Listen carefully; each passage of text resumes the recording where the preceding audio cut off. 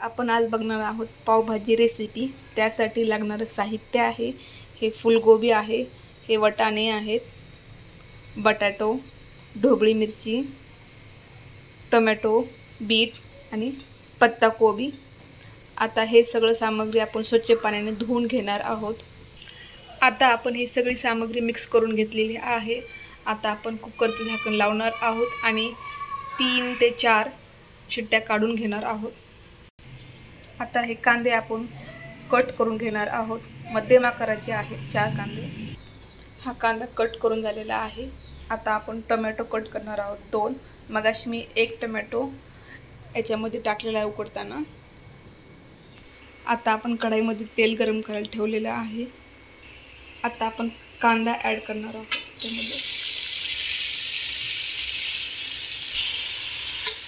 आता कांदा पटकन भाजण्यासाठी त्यामध्ये आपण 1 चम्मच मीठ टाकणार आहोत, त्याने कांदा लवकर भाजला जातो। आता आपण अद्रक लसणाची पेस्ट करून घेणार आहोत। हे पहा आपला कांदा थोडासा लालसर झालेला आहे। आता याच्यामध्ये आपण अद्रक लसणाची पेस्ट टाकणार आहोत।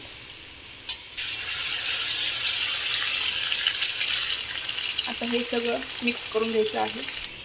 आता आपण याच्यामध्ये टोमॅटो टाकणार आहोत। आता हे सगळं आपण मिक्स करून घेणार आहोत।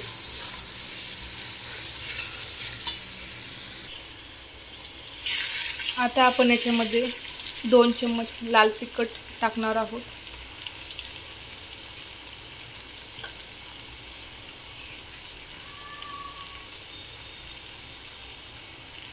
थोडीशी हळद टाकणार आहोत। हे सगळं आता मिक्स करून घ्यायचं आहे। आता आपण याच्यामध्ये पावभाजी मसाला टाकणार आहोत। पावभाजी मसाला साधारण मी 5 चम्मच टाकणार आहे। हे सगळं आता मिक्स करून घ्यायचं आहे।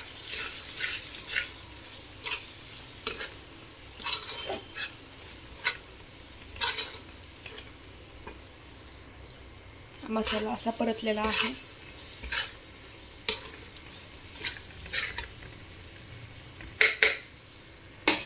हे पहा पावभाजीची भाजी शिजलेली आहे।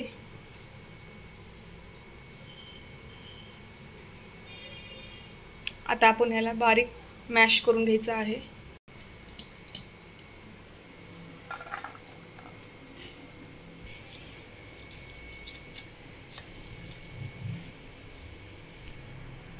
हे पहा अशा प्रकारे आपण पावभाजीची भाजी मॅश करून घेतलेली आहे।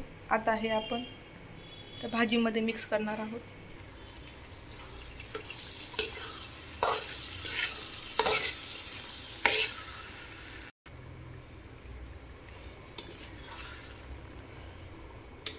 आपण जी पावभाजीची भाजी शिजवलेली आहे त्यात पाणी उरलेलं आहे, तेच पाणी मी याच्यामध्ये टाकलेलं आहे। आता हे चांगलं असं मिक्स करून घ्यायचं आहे।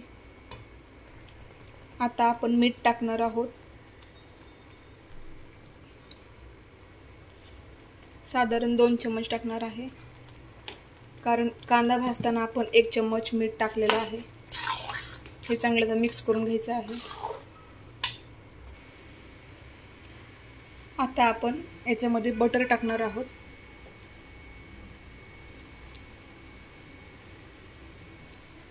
आणि आपण एक 5 मिनिट झाकून ठेवून शिजवून घेणार आहोत ही भाजी। आता आपण याच्यावरती कोथिंबीर टाकणार आहोत।